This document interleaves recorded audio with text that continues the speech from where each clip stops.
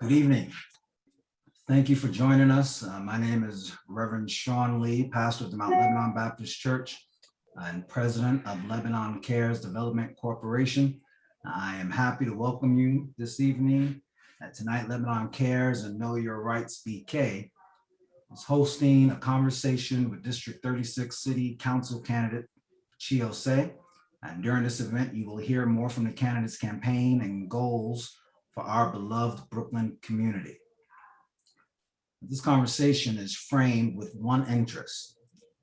How do we ensure equity for all the residents of Bedford-Stuyvesant post-COVID-19? Questions from our hosts are based on the recently released Recovery for All plan that Mayor Bill de Blasio's created as a crisis response to rebuild New York City.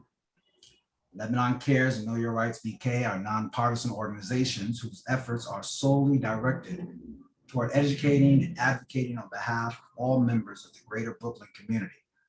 Lebanon Cares and Know Your Rights BK does not endorse candidates for public office. Our resources are not used for partisan political purposes.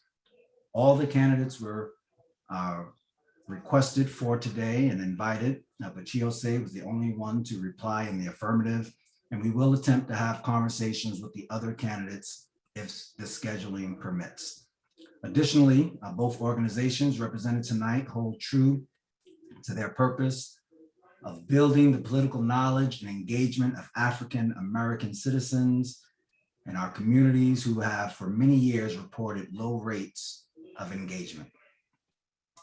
As stated earlier, within the chat, you can see some of the ground rules for tonight.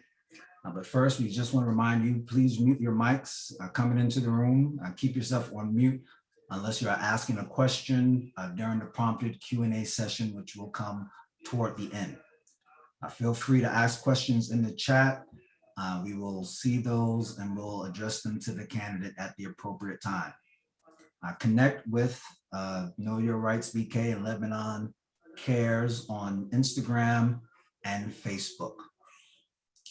I will now introduce our two moderators for tonight and our candidate. Carla Dinnold currently serves as the inaugural executive director of Lebanon Cares Development Corporation, a Bedford-Stuyvesant community-based organization committed to uplifting the lives of African-American community members in Bed-Stuy and the greater Brooklyn borough. She brings a wealth of diverse experience to the role. Carla earlier earned her Bachelor of Arts degree in sociology from Spelman College, located in Atlanta, Georgia. She has worked in the nonprofit sector for almost 10 years with a specific interest in criminal justice policy. She is also an entrepreneur, co-owner of Cakes by Carol, Brooklyn. She is a woman of faith, high character and intelligence, but also an enormous heart. Carla is a believer in the strength of data and technology to empower individuals and communities, and commits her time to teaching and providing technical support to young adults and senior citizens. Carla currently serves as the financial secretary on the executive board of Mount Lebanon Baptist Church's Deacon Ministry, and she is also the youngest to be ordained. She has been described by her colleagues as an agent for change. Carla currently resides in Brooklyn, New York. Our other moderator, Tiffanie Burt, serves as the communications director for Know Your Rights BK. She comes from a vast background of experiences that has labeled her as an up-and-coming brand strategist and community liaison that strives to focus on providing more businesses of color with strong blueprints in their respective fields and bridging the gap between higher educational institutions and the communities they are based in. She comes to the Know Your Rights BK team with a BA in Communications, Public Relations Certificate, minor in Business Administration from the University of Cincinnati, and a master's in Professional Studies with a focus in Branding and Integrated Communications from the City College of New York.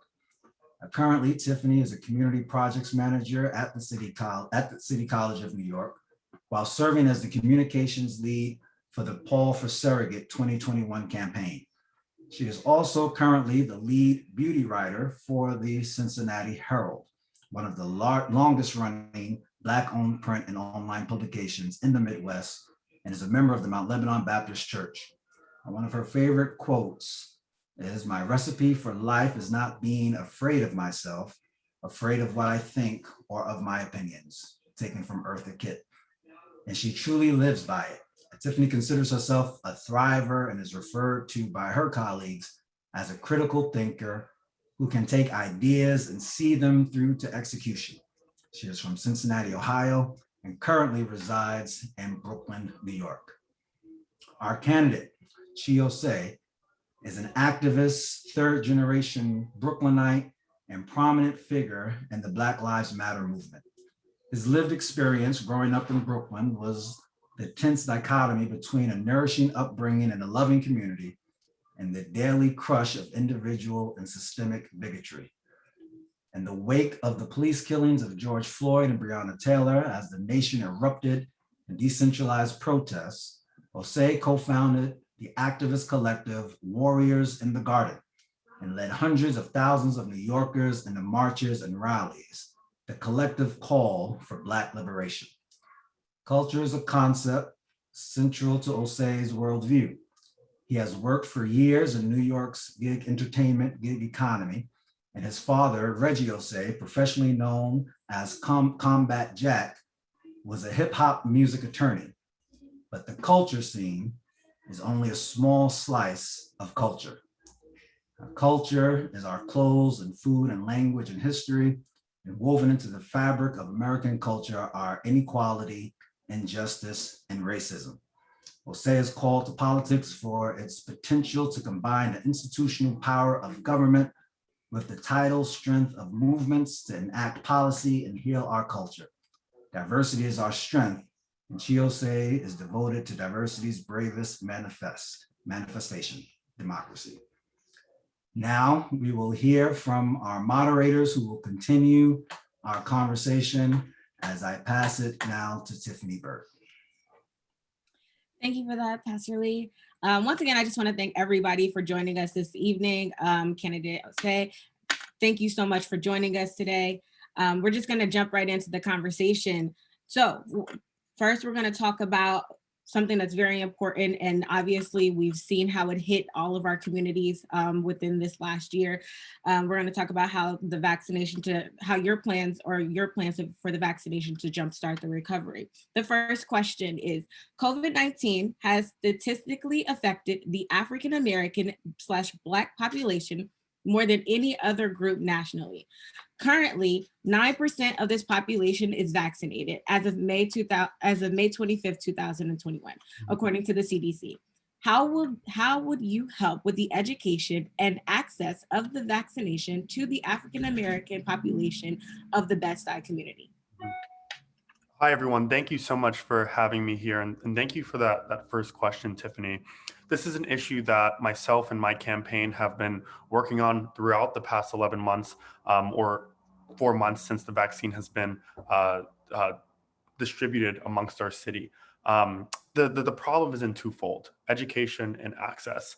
As soon as the vaccine became available for our New Yorkers, we put together multiple forums, one with Reverend I'm forgetting his name, but from the Friendship Baptist Church here in the district. We put together a forum and educated many of our seniors about the history of vaccines. The Black community does not have an easy history with vaccines, especially with what happened with the Tuskegee vaccinations. And we wanted to educate people about the safety of the COVID vaccine. Not only that, but we advocated for accessibility to the vaccine. It's ridiculous that in neighborhoods of color such as ours, the accessibility to these vaccine sites aren't as accessible as they would be in whiter, more affluent neighborhoods. With that being said, we took that responsibility under our belt. Throughout the past 4 months, we have signed up over 1,500 seniors to get vaccination appointments. But while also doing that, we do understand that education is a huge part of getting more people vaccinated. I'm hoping that by the time I do step into office in January of 2022, that 9% is hopefully at 80%. But we will also be doing our job, not only as a campaign, not only if we do win on June 22nd, to continue expanding our vaccination awareness program, continuing to sign seniors up with vaccinations. It's something that is dear to my heart. My grandmother's a 95-year-old Haitian woman that was confused about access to the vaccine as well as safety to the vaccine. And there are many seniors, individuals in general within this community that have the same gripes with the access as well as the safety of it. So currently, our campaign has set up a constituents team where we are helping seniors get vaccination appointments. If you do need help, anyone listening on this call, please reach out to our team. We are hoping to grow that number as quickly as we can so that we can jumpstart the growing and revitalization of the 36th district. Thank you so much for that response. Our next topic area is about bending government to fight inequality. Mayor Bill de Blasio established the New York City Task Force on Racial and Inclusion Equity in 2020. The task force is comprised of leaders of color from across city government who identify new opportunities to push for progress and address inequality. In the Recovery for All plan, this task force will be made a permanent structure to New York City's government. How can we replicate or expand these efforts specifically in our district and to ensure the equitable distribution of community resources to constituents in Bedford-Stuyvesant? Mm-hmm. Absolutely. Thank you so much for that question as well. When we think about funding as well as the problems that are at hand within this community, I think various people think we have to invent the wheel. There are individuals within our community that are doing the work, whether it's Mount Lebanon, whether it's SOS, Save Our Streets, which is a gun violence intervention program. There are organizations and community-based organizations that exist that have been doing the work for a decent amount of time, but may not have been able to expand their help because of lack of funding. Hopefully, with this funding that is coming into our city, I will definitely be advocating for that funding to go to programs within our communities, CBOs, whether it's food justice, gun violence intervention, just community awareness involvement, and advocating for that funding to go to some of those programs. I know that gun violence is definitely an issue that we deal with maybe on a daily basis here within this community. And when we think about the answer to the gun violence issue, the answer has been more police, more police, more police, year after year after year. Yet we continue to see crime rise. Something that I will be proposing is advocating for funding from that plan to go into our gun violence intervention programs, to expand those programs so that we have individuals within our community taking care of us ourselves. Another thing that I will be proposing for this recovery plan is approximately 40% of Black businesses went out of business during this past pandemic. I'm a son of a small business owner. I know that you own a bakery. My mother owns a bakery as well, which is really cool. Small businesses and small Black businesses are some of the firmest backbones in creating a healthy, thriving community. Even though we lost a decent amount of businesses, we will be the next council member and next electeds legislating over this district, we'll have to fight to rebuild those businesses within our community. I'm advocating to put forward the first small business council within the 36th district, where we have MWBEs as a resource for other MWBEs in the recovery of expanding businesses within our community. Obviously, funding will go into that programming, as well as mentorships, internships, just another resource hub for individuals that are trying to start anew within this community. I think those two issues are definitely two big issues that we deal with within this community, both jobs, small business, as well as gun violence. And I'm hoping that with a headstrong individual like myself advocating for that funding and refunding within those departments, that we can rebuild this district together. Thank you so much for that response. That was actually one of our other questions that we we're going to ask you later on. So you kind of answered both within that. And that's also amazing for us to hear as well, because we're both nonprofits and grassroots organizations. So we're just going to keep going along. We're going to actually now pivot a little bit and talk to establishing community power in neighborhood policing. With the height of racial tensions last year after the death of George Floyd, we've started to see an increase in the community becoming or wanting to become more separated from law enforcement. There are some local politicians who do still advocate who still do advocate that we cannot completely get rid of the law enforcement because of the rising in crime rates. How do you envision bridging that gap between the local community and the local police precincts in this district? Absolutely. Well, this past summer, after founding my activist collective Warriors in the Garden, we helped repeal 50A on the statewide level.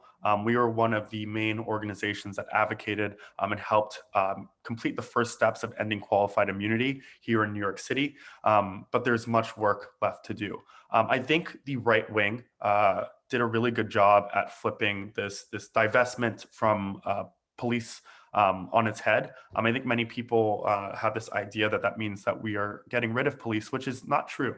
You know, as I said before, we do have gun violence issues here within this community. We do have crime that still exists within this community. However, when we look at the police budget, it's growing every single year, yet crime isn't being thwarted.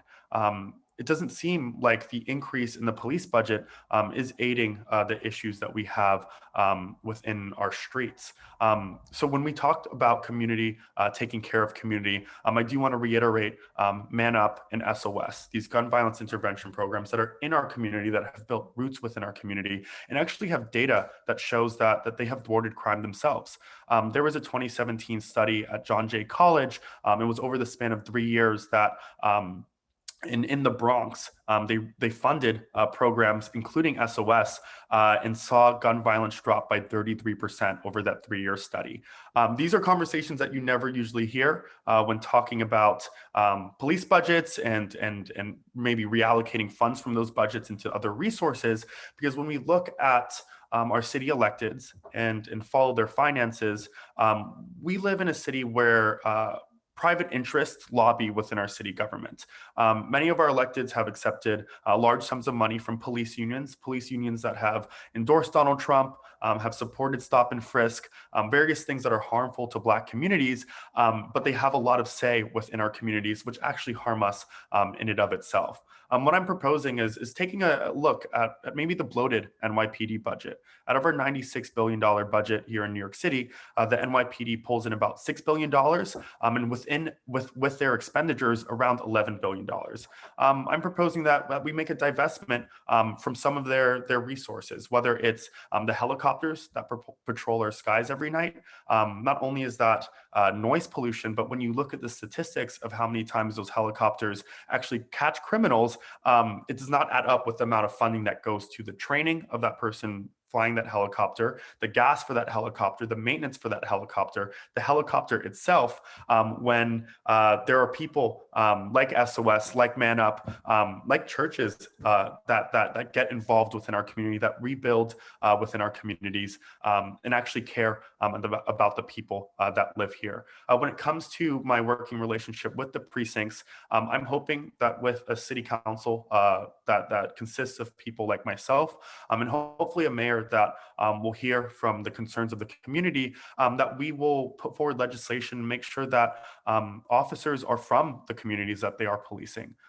If you look at the NYPD, I think around 20 to 30% of the working population of the NYPD doesn't even live in New York City at all. They're coming from Long Island. They're policing neighborhoods such as ours, sometimes seeing us as others, and that's why we see altercations that we sometimes see in communities and in treatment of people that have melanated skin. What we're proposing and hoping to propose within the next class of City Council is, again, making sure that the officers that we do have patrolling our streets are actually from these streets. They see our kids grow up, they see our kids learn how to ride a bike. I doubt then they would have the same interaction of holding their knee on their neck for 9+ minutes if they actually know members within this community. Again, this problem is going to be handled in multi-steps, but it needs to be taken in a more holistic lens. When we think about why over-policing has been the answer to many of our district's problems, I think it's built off of this maybe racist narrative that Black people are inherently violent as well. When we think about why crime exists in general, sometimes it's because people do not have food on their table. They don't have roofs over their heads. They don't have money in their pockets. Let's look at the deeply underfunded agencies within our community, whether it's our public education system, our NYCHA or public housing system, the jobs that are offered within our communities. These are scarce compared to a Cobble Hill, a Park Slope, Upper East Side, Upper West Side. If we take a more holistic approach and refund many of those systems, I do believe that step by step, year after year, we will take steps to rebuild our community, and we'll see crime drop naturally without hurting our community with individuals that aren't even from here. Thank you very much for that response. Our next topic area is related to education and closing the COVID achievement gap. Mm-hmm. Hold on, I have a little background Brooklyn noise going on. In Mayor de Blasio's plan, he has proposed a three-pronged approach to confront the trauma and mental health crisis faced by our students during the pandemic.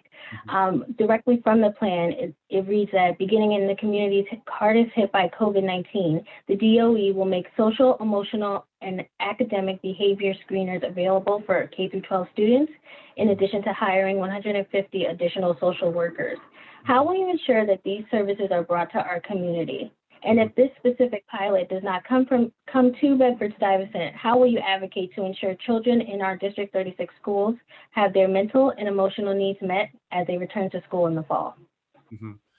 Absolutely. This is a great question. I mean, first and foremost, I'll be fighting for that programming to come to our schools. It needs to, it's essential. My sister, she's in the 8th grade. I've seen how this pandemic has affected her as well as her peers. This is a health crisis. We need to heal our kids from the trauma that they've endured over this past year, whether it was the pandemic, whether it was George Floyd being murdered. On top of that, I don't think we should just be throwing social workers at the problems, but again, looking to the people that we have within our communities. I know that there's a price tag in the Department of Education that is calling for about $800 million to implement co-curricular education. And within that co-curricular budget, I will be proposing for social workers, mental health resources, and individuals that do this work to be sourced from our community. Not only to give good paying jobs from those individuals, those social workers, those mental health counselors, money for them to survive during both this pandemic and after the pandemic, but also, again, like I said, community taking care of community.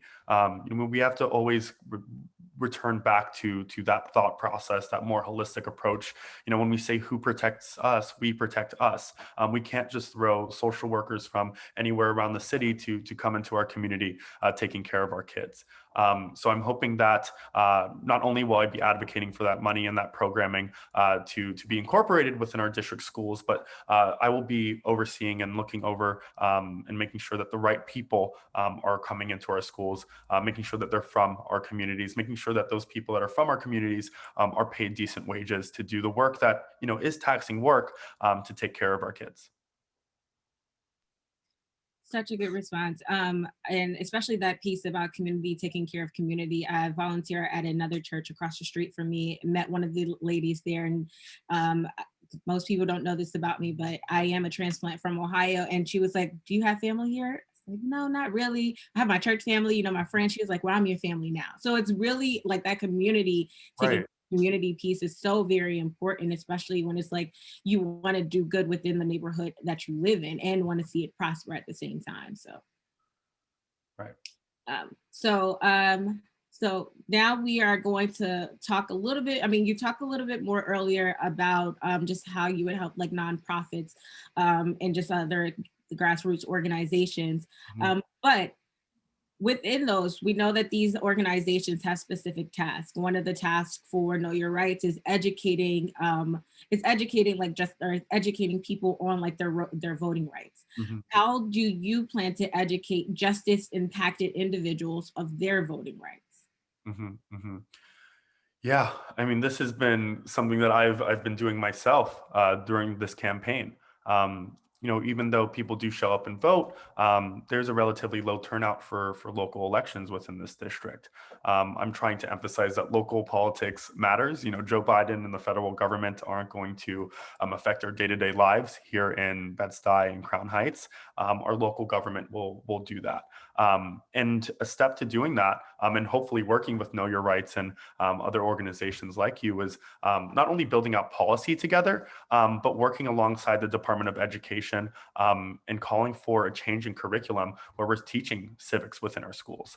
Not only about, you know, these white presidents that we've had, but the voting rights that you have, the people that are running within your communities, who your state senator is, your state assembly person is, your city council person is. I'm hoping to work with you all on making sure that becomes a reality, because I believe it's essential, not only for voter engagement, but for having people care more about their community. You know, again, our local electeds, you know, affect the trash that picks up on our street, the gun violence that exists in our neighborhoods, the accessibility to healthy foods. We should have a say within who that person is. I do want to hammer in on this fact and why I came into politics. You know, as a third generation Brooklynite, you know, growing up in this neighborhood, I've seen it change, you know, year after year after year, whether it's my neighbors being displaced, whether it's seeing crime rise, whether it's seeing Black businesses go out of business. When we look at, again, our leadership that we've had, they are for sure a player in that change within our community. Yet when you look at the people that come out and vote in those elections, it's about, you know, 5,000 to 10,000 people of someone that elects over or governs over 180,000 people. Knowing our rights, on our voting rights, is not just an issue on a federal level, like what's happening in Georgia, like what's happening in Texas. I think it's intentional to not engage people within our community into local elections like ours. And it's so that corporate interests, whether real estate developers, fossil fuel interests, or even police unions, have a bigger say in what's happening within our communities rather than us. I'm looking forward to changing that. I've been practicing that during this campaign, which is a silly little thing that I guess we've been saying throughout this entire campaign, that we're actions over promises. You know, we want to show people that we're doing the work now. I'm not competing against other people. I'm competing for this job. And throughout that motto, or I guess mantra, we've been educating young people about their voting rights. We have registered, I want to say, since last year, a little over 1,000 young people to get registered to vote within this district, and just teaching them about the power of the city council, the power of the Brooklyn DA, the Brooklyn Borough President, your mayor, and getting them involved, because that's all a part of knowing your rights when it comes to voting. Thank you all for the work that you do at Know Your Rights. And I'm hoping that we can expand that programming, both as local electeds, working alongside nonprofits, because this is a bipartisan issue or nonpartisan issue. Thank you for that response. Just so you know Your Rights is on this, and we will hold you to that. Please do. We will. So to another topic, we've all seen within Brooklyn in more parts than one, especially in Bed-Stuy, rising prices of affordable house, or trying to figure out and seeing just rising prices of just housing.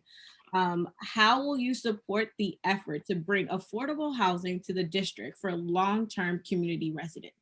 Absolutely. And this goes back to another, I mean, I'm running on a myriad of different issues, as you should be as someone running for office, but this is definitely one that I deeply care about. We hear year after year after year electeds talking about this phrase affordable housing, yet you never see affordable housing come into communities like ours. Let's look at the past 20 years. So Black home ownership has dropped by 13%. We've seen people displaced left and right, not only during this pandemic, especially during this pandemic, but even before that pandemic. And we have our seniors being preyed on by real estate agents participating in deed theft and third-party transfer. Now, the past electeds that we've had in this community, as well as some individuals running this race, will love to tell you that the color of gentrification is white, but the color of gentrification is green. You follow the money of who's been funding their campaigns, which is all public information. And it's coming from these real estate companies. It's coming from these agents that participate in third-party transfer, that participate in deed theft. And that's why we're seeing these changes happen within our communities. I don't believe in trickle-down economics, but I do believe in trickle-down gentrification. And that's what's been taking place within our communities. Allergies. Since day one of me stepping into this race, I pledged to not take a dime from any of those donors, because we know that it's finally time to put people over profits. Excuse me, I might get a tissue. Is that okay? Sorry. As we wait for the candidates to come back, we just asked if you have any questions, because we are getting ready to start our Q&A session. If you have any questions, please drop them in the chat. If we've missed anything, if there's something burning on your heart, mind, and soul, this is your time. This is your time to speak to someone who potentially may have, the power to change things. So. I'm so sorry about that. Allergies have been on one this year, I will say. But yes, for affordable housing, we need an individual in office that isn't tied to these real estate developers and is tied to our community, because that's what we're voting for. So let's look at how we're going to make affordable housing truly affordable for this community. First and foremost, the AMI, the average median income, is way too high for people that live within this community. There's a development that is trying to be built at the Hebron School, which is a landmark within my community. And they're proposing to have an 80-20, 20% being affordable housing within this community. And the average rent would be about $77,000. The AMI, or the true AMI for people within this community, if we actually calculate the livable wage of people within this community, is about $23,000 to $33,000. How is someone from this community supposed to live in a building like that? They're not. I mean, that building isn't for people that live in this community. It's for people that, I guess are new to this community or come from a wealthier tax bracket. I want us to take a look at some of the vacant lots or vacant buildings that exist within this community already. Again, New York City is one of the wealthiest cities within this country. We do have a large aid package coming to the city. On the New York State Legislature, there's a bill called the Invest in Our New York Act that is proposing to tax the 130 billionaires within New York City.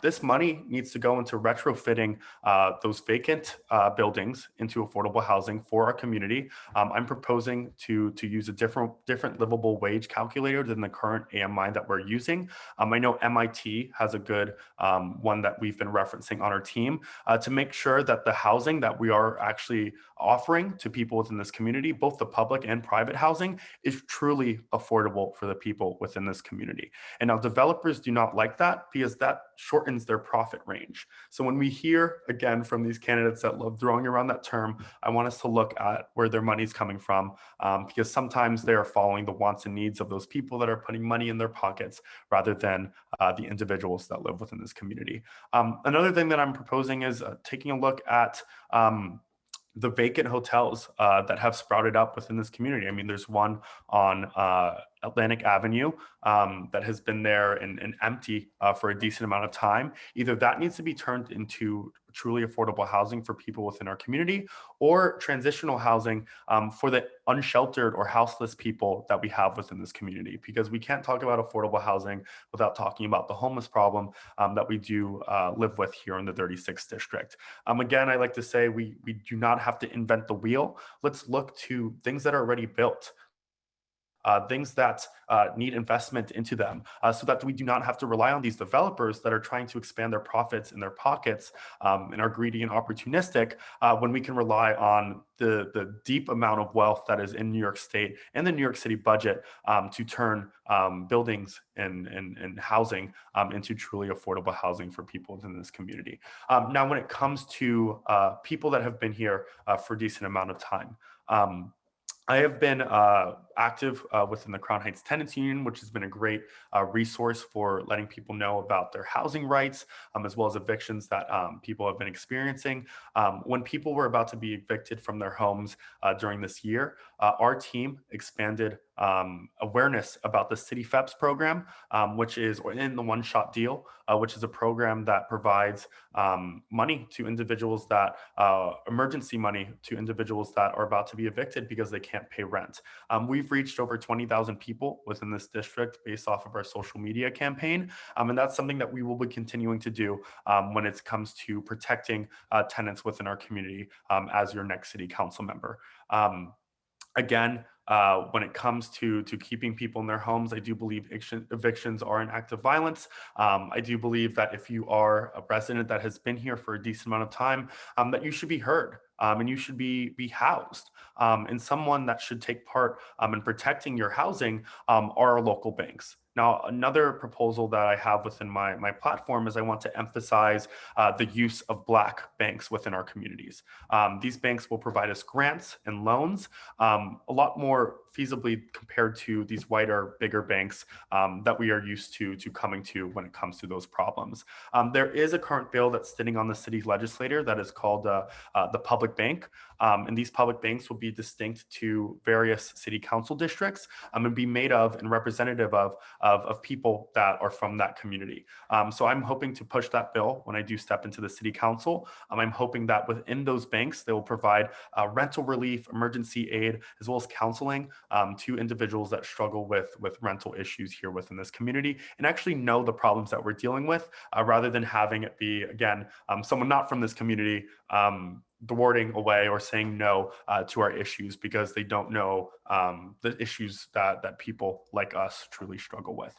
I'm hoping that, I'm actually hopeful that within this next class of city council members, I know there are 35 seats out of 51 up, that we will have more legislators in office that are not tied to these real estate companies and will actually put their money where their mouth is, no pun intended, and make sure that truly affordable housing becomes a reality within communities such as ours.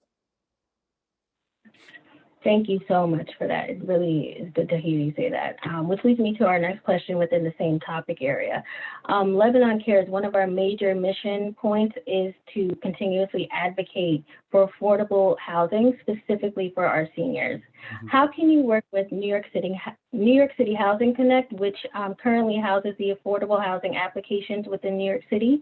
How can you work with them to help garner more publicity for community residents so that they know which housing is available, and how can we work with them to also distribute this information to residents who have limited access to technology? Mm-hmm. That's a great question, and it's another reason why I'm in this race. I feel like government, with the amount of taxes that we pay in New York City, does the bare minimum. There are so many programs that exist that people aren't aware about. I mean, for example, the one-shot deal, which we, worked on expanding. We need our individuals in office, our city council persons, their constituents team, to get on the ground, talk to people, let people know about what's going on within their communities. That's something that we've been doing during this race. Even before we were door knocking for campaigning, we were doing wellness checks and asking people, what they needed help with. And that needs to be extended, within the next administration of whoever the next council person is. If these programs are becoming something that people can benefit from, we need boots on the ground to let our seniors know. We need forums, both virtual and in person once people get vaccinated. We need to incorporate our churches within that conversation so that they know or they're letting their congregation know the resources that are available to them. Again, we do not have to invent the wheel. We need to bridge these gaps and make these conversations heard to the residents within this community. We can't be out of touch. We need to meet people where they are. We need to help people. That's what we pay taxes for. And I'm hoping to do that. I will do that. And I'm looking forward to making sure that our people know what's there for them so that we can keep people housed, keep our seniors housed. They are the legacies of our community, and they should know what's up. Thank you. Thank you. And we have one final question for this topic area, which is related to NYCHA and public housing. There are so many African-American residents and residents in general in District 36 that live in NYCHA. How will you ensure that repairs, mold abatement, and other extreme health concerns that are made by NYCHA residents will be addressed in District 36? And how can you ensure that the $2 billion of funding that was awarded to NYCHA in this recent budget does not get caught up in the New York City garage and actually gets to the people who are in need? That's a great question. And first and foremost, I want to end the privatization of NYCHA. Public housing deserves to stay public. And we need to advocate and call on the federal government to do their job when it comes to fixing what's happening in NYCHA. Not only throwing money there, but changing the administration and the management within NYCHA. I'm calling for tenant management within NYCHA.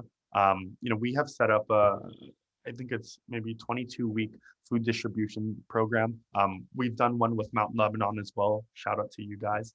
That has provided meals and PPE to about 4 NYCHA developments within this community. And we set that all up with the TA presidents that, reflect the wants and needs of people within those developments. I do believe that tenants are the best at knowing where that money should go within our NYCHA developments. They live there, they're experiencing the hardships of NYCHA, and they should have a say, whether it's in their TA board, to tell whoever is managing, if they're not managing themselves, where that money needs to go, whether it's to repairs, whether it's to mold, whether it's to various other things that RAD does not have private interest in. But it will be my duty as a city council member that represents a district with over 20 NYCHA developments to call on the federal government that those $2 billion, or I do believe the $2 billion is coming through the state, is not enough. We need more money to fix this NYCHA situation. It's been long overdue. We have a supermajority of Democrats within the state legislature, both in the Assembly and State Senate. I'm hoping that also when the Invest in Our New York Act, what actually does include that there is a reinvestment and a reallocation of funds within NYCHA developments. But we have to call on, as local electeds, as people that are on the ground, as people that are hearing the issues of our community, we have to pressure our federal and state government to fully fund NYCHA to fix the situations that people are living in, because it's unfair. Yet those people contribute to so much within our communities, within our city, and need a lot more help to live in situations that they should be living in. Awesome. Thank you for that. So I think we're going to pivot now to more so of like our last general topic before we start opening up the floor and asking more generalized questions. Just want to let you know, I've been taking notes on everything that you've been saying. So if you've been seeing like put my head down, I'm writing. Right. Okay. So this topic is actually very near and dear to my heart. Food insecurity. Yes. The pandemic has shown us more than ever of the real need for affordable quality grocery stores within this community. Do you have plans to advocate for more affordable quality grocery stores in this district to help fight against food insecurity and price gouging? Absolutely. When we think about what food justice means, I first and foremost believe that food justice is racial justice. When we look at the supermarkets within our community, for every supermarket, I do believe there are about 57 delis. And many families survive on the produce within those delis. as groceries, as food on a day-to-day level, and many of those foods aren't healthy. When we look at what the solution to food injustice has been, it hasn't been a solution. You know, handing out turkeys on Thanksgiving isn't feeding people for their year. Even sometimes doing these food distribution services and emergency food distribution services aren't lasting effects that combat food injustice.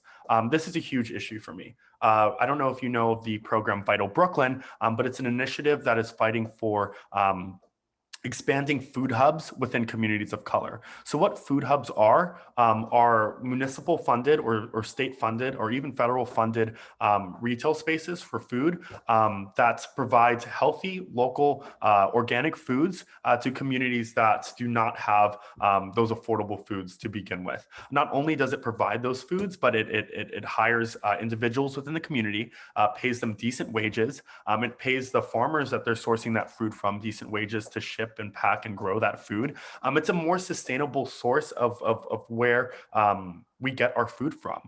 It's been something that has been neglected for a bit because of this misconstruction between what food justice really means. And when we look at, you know, CBOs and even mutual aid programs that are doing the work whenever a crisis hit. Like, don't get me wrong. When the pandemic hit, many people stood up to fight against the food injustice we were dealing with, whether it was with community fridges or mutual aid programs. They received a large sum of that grant money. Now, those responses to the emergency crisis that we experience in times of a pandemic or even a blizzard would not be as impactful if we had food hubs within our communities.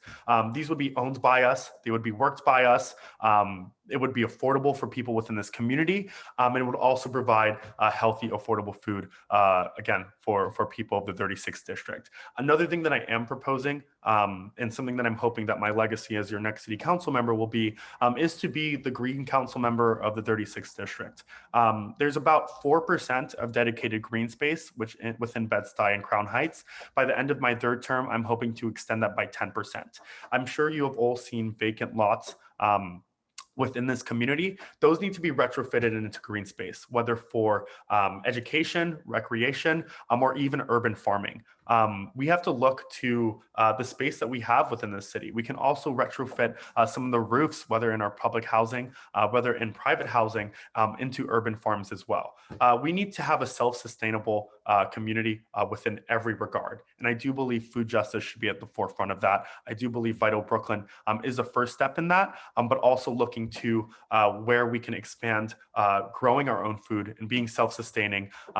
And these food hubs as well, when they are that hub, they are pulling in healthy, affordable food from local farms across the New York State area. Those foods will be expanded into the markets within our communities as well at a wholesale price. So they won't be an expensive commodity for individuals that can't afford healthy food in general. On top of that, we can't talk about food justice without adding that education needs to be a big part within this process. Food education is extremely important when it comes to even a parent knowing which foods to buy, how to cook that food when they are purchasing something in that market. So I will be working again alongside the DOE, alongside co-curricular, to have professionals from our community teach, either our teachers, our parents, our students about healthy foods, about where to source that healthy food, about where that food comes from, so that we can take this multi-pronged stepped approach to combating food justice, because again, food justice is racial justice. Amazing. We're now going to go into our Q&A section of the event. If you have any questions, please do not hesitate to either raise your hand or to add them into the chat box below, and we will call on you as we can. One question that I have, Chia, is that we are in the midst of, if not the worst, one of the worst unemployment crises our nation has seen. And those who are being dramatically impacted by this crisis are those who are 18 to 24, who are not slated for either a college track or a military track. What are some initiatives that we can do to provide workforce opportunities and credential training for this age group? That's a great question. First and foremost, if those individuals are still looking to go back to school, but can't because of the price tag that it costs to go to school, I have proposed and worked with, I think I collected over 60 signatures from candidates across the city to fully fund CUNY. You know, if we are going to rebuild our young working class or our working class in general within this city, we need CUNY to be free. Public education should be open to the public, and it should not have a heavy price tag like the one it has. Many of our CUNY students come from this district. Many of our CUNY students are students of color. Many people don't even go to school because even CUNY schools because of how expensive they are. If we are going to rebuild the city's economy and engage our young and our youth into the workforce again, and they do want to pick up trades that cannot be taught without a university or without a school, then we need to make public education more accessible to individuals within our community. I do believe small businesses are also a way that we are going to rebuild the job force within the 36th district. Again, a decent amount of our businesses went out of business this past year. I'm hoping that with my small business council, the regrowth of our business, as well as internship training, job training in general, that we will be hiring our youth in the 36th district to be the ones to call within that job force. Also, again, I want to reiterate what I said before. I do want to be the Green Council member of the 36th district. Green jobs are the future. There are already jobs that exist, whether it's solar panel installations, whether it's, again, retrofitting these vacant lots into green spaces.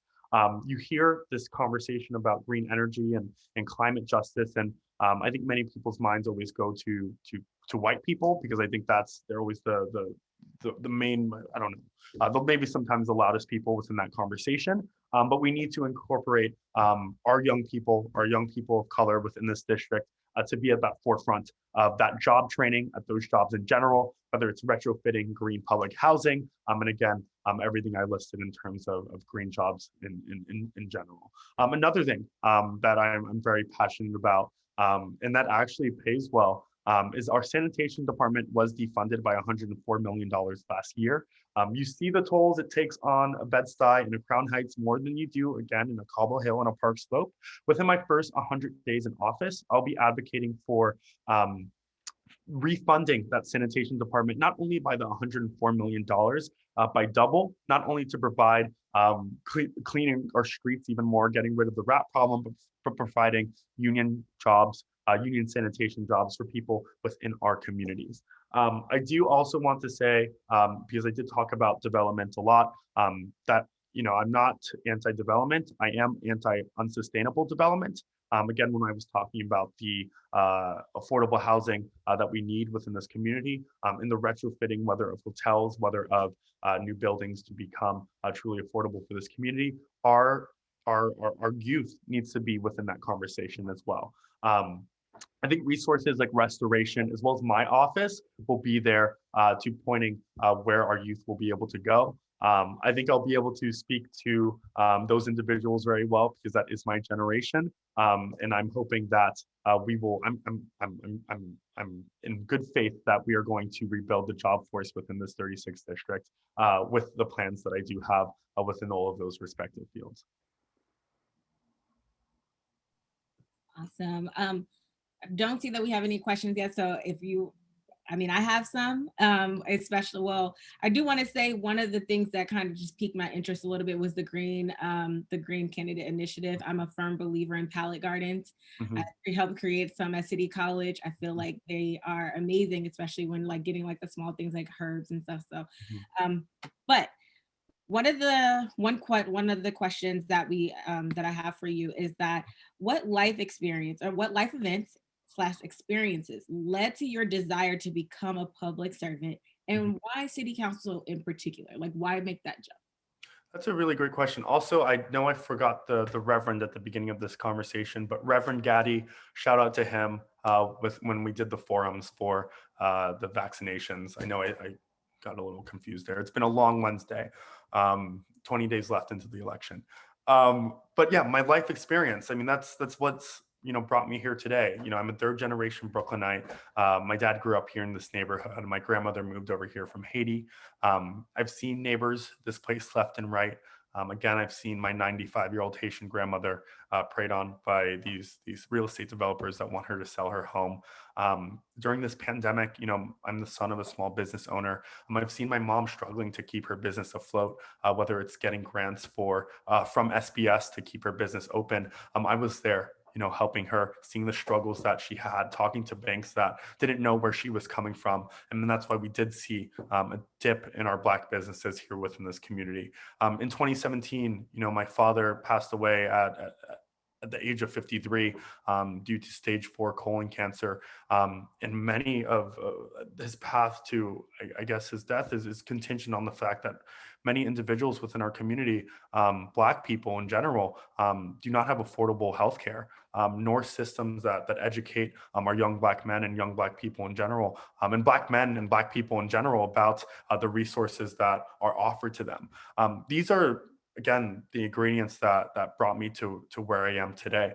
On top of organizing thousands this past year, programming mutual aid and food distribution events, and being there for my community. I love the community that made me the person that I am. I don't believe any other seat is more in tune with the people like a city council member is. We think of our Congress members and they're all the way in DC. We think of our state assembly member and state senator, they're in Albany. Our city council members here, and that's something that I have been for this community because the community has been there for me. And I really want to make sure that we have individuals that are representing our community and also co-governing with our community. Making sure that the 36th district and my neighbors and people that have different lived experiences and different problems with me are at that decision table with me at City Hall. Again, I love this community and I want to preserve what we have. We have lost so much and we need headstrong individuals that, will not be swayed by private interests, by corporate donors to make sure that what I love about this community can continue to thrive. Good evening. I have a question. Yes. Who is responsible regarding affordable housing? Who is responsible for the salary range cap from the minimum to the maximum? Because I just looked at online regarding a housing that's built on Myrtle Avenue, and the starting salary range is 35,000 up until 100 whatever. But if an individual or I'll say a single person is making like 34,599 something, they don't qualify for that studio. Who is responsible for allocating those minimum the salary requirements for affordable housing? Absolutely. Well, I'm guessing that the Department for the Aging definitely plays a role in that, but also the city council person. HUD does as well. But something that I will be getting involved with is making sure that that cap is made much lower, not even during the pandemic, but it should have happened before and after the pandemic. Right. I think the council person needs to be a lot more involved within that conversation.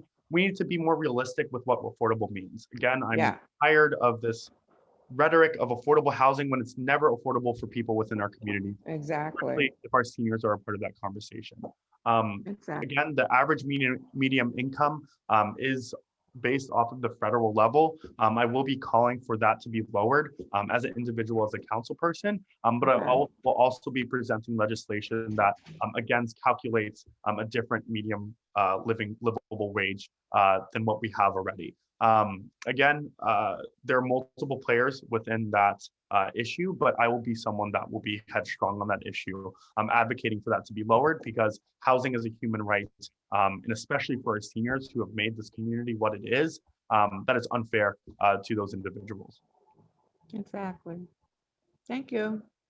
Thank you.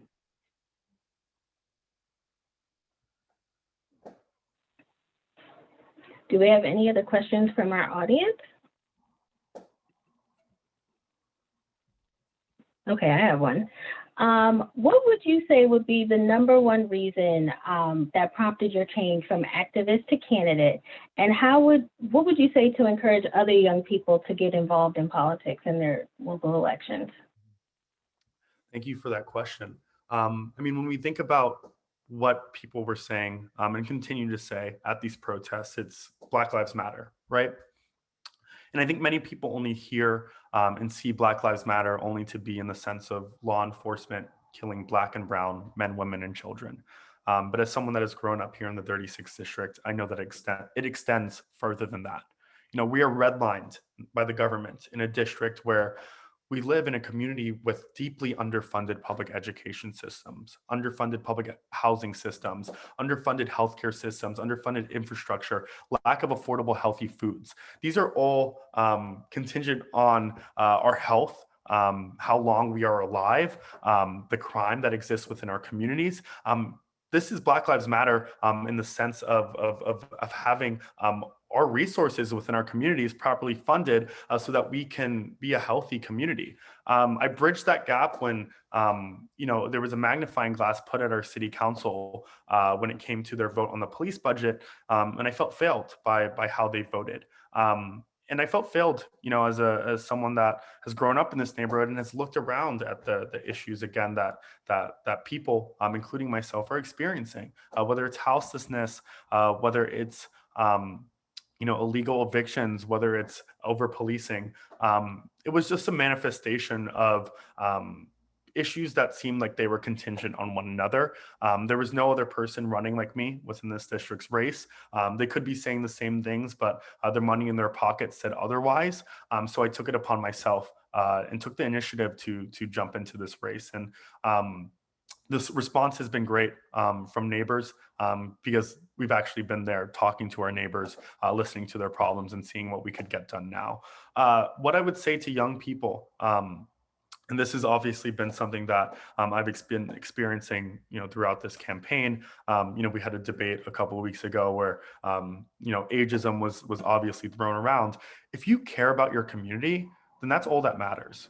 Take any matter in your hand, take any steps that you need to take to help those around you and even help yourself. The biggest step that I think people neglect when it comes to getting involved is just caring. If you care about your community, if you love your community, and your heart is in the right place, then you do what you need to do to make sure that you get that accomplished. And to young people, maybe on this call, or if anyone on this call knows a young person that is maybe interested in politics, I would love to talk to them. I would love to get them involved because we all need to work in tandem. Both seniors, both young people, and everyone in between, in creating the community that we all need and desire to live in. Thank you for that. I think like a little bit of what you were saying actually goes into this last question that I have. A lot of people do steer away from the idea of like talking with their local politicians or just like even our district leaders because they feel like they're unapproachable or that that they can't really solve the issues that they are facing. How do you intend to maintain authenticity after winning the city council position? Again, please hold me accountable if I do not. I mean, that's why I jumped in. Like, I can't believe that we pay some of these people's salaries and they're not responding to our needs and our issues. I think when we look at the leadership that has existed over these past 40 years, we've been led by a democratic establishment. And whenever an establishment is in power, I think those in power get comfortable with maybe doing the bare minimum. And I think we get comfortable with the bare minimum being all that we get. But we do not have to be comfortable with the bare minimum. We need individuals, we need change, we need energetic individuals to step up to the plate and be there for us when we call. And we've been doing that again during this campaign. I have a wonderful constituents team that I have been there to help on already. Again, we set up a 20+ week food distribution service, aided seniors in getting vaccinated. When some of our homeowners were dealing with local law 152 and the sprinkler bill, those neighbors came to us and we provided language or added language to attempt to stop both of those bills.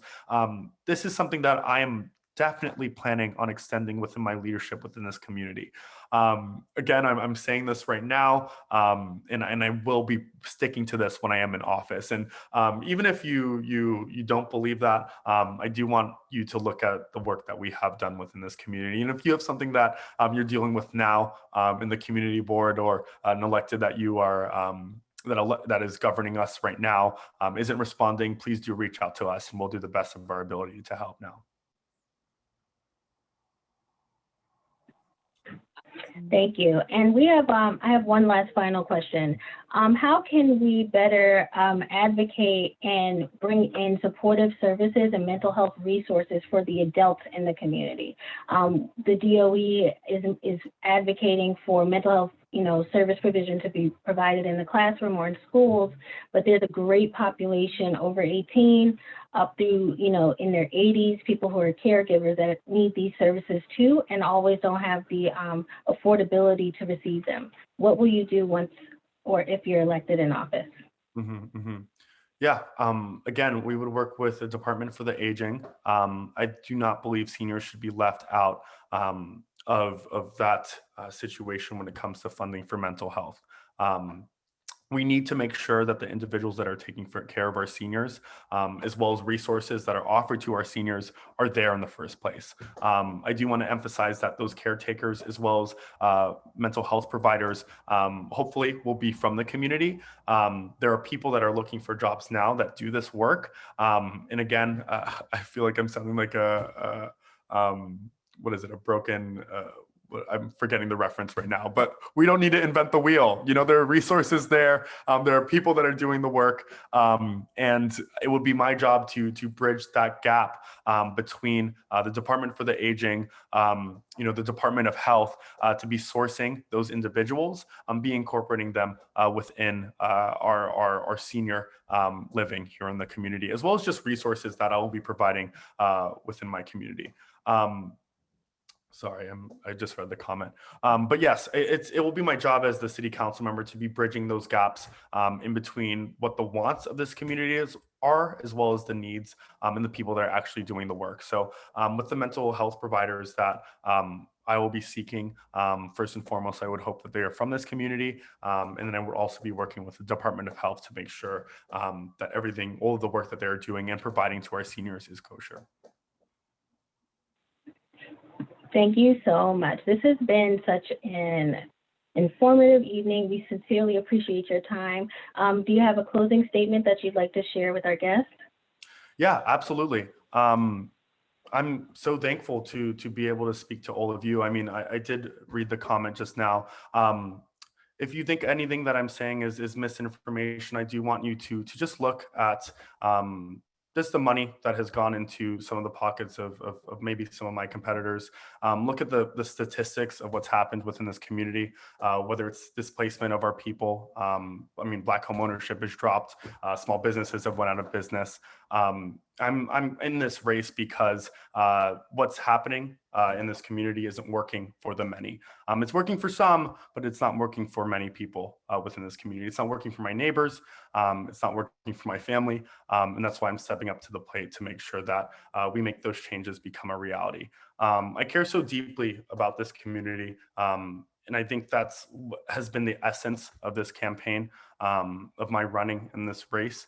I think we hear a lot of words time and time again, but I think money says otherwise when it comes to leadership. Again, I don't have all the answers. No elected nor candidate has all the answers. But what I will do is be honest with you. I'll include you at the decision-making table, and I will co-govern with this community because that's what our community needs.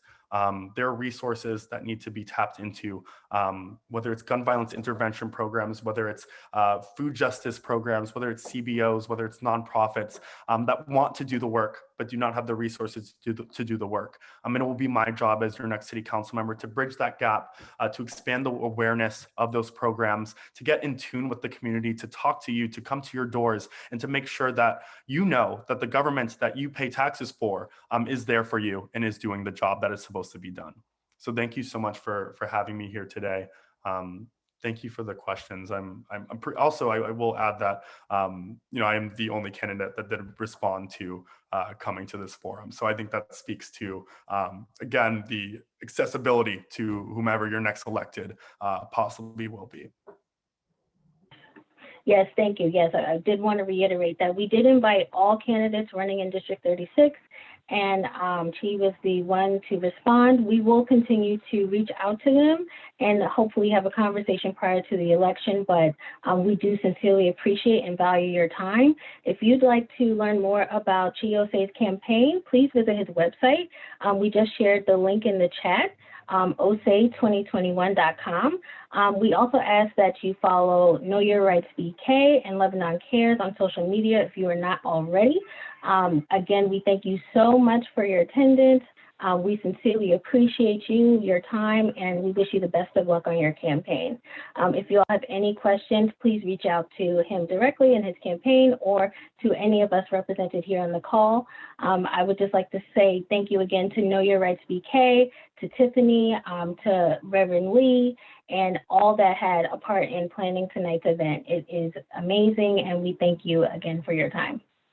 And please reach out if you need help with something. Our team is there now and when we are in office.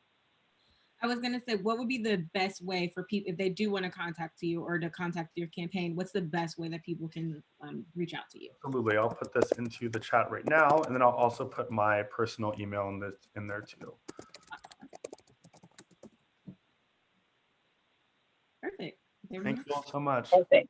Thank you for coming. Thank you so much. This is amazing. Bye. Bye, everyone. Have a great night, everyone. Thank you. You too.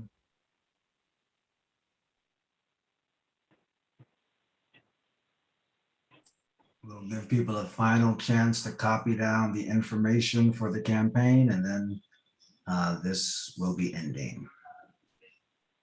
Team, stay on for a debrief.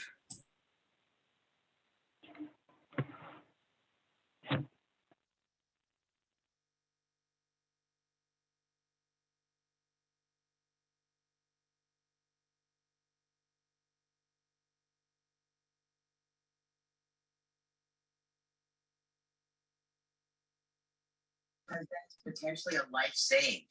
But I also want to make investments in the gun suppression unit and really dig in.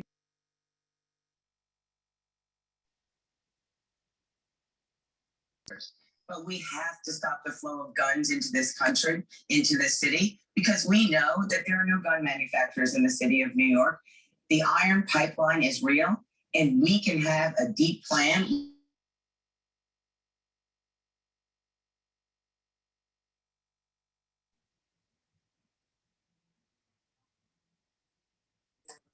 It's over, y'all. Y'all can leave. Thank you, everyone, for coming. We're asking everyone now if you could please leave the Zoom room. Yes, thank you, everyone. We will publish the recording on our social media and websites in the next few days. Thank you. Unless maybe we should just end it and then come back.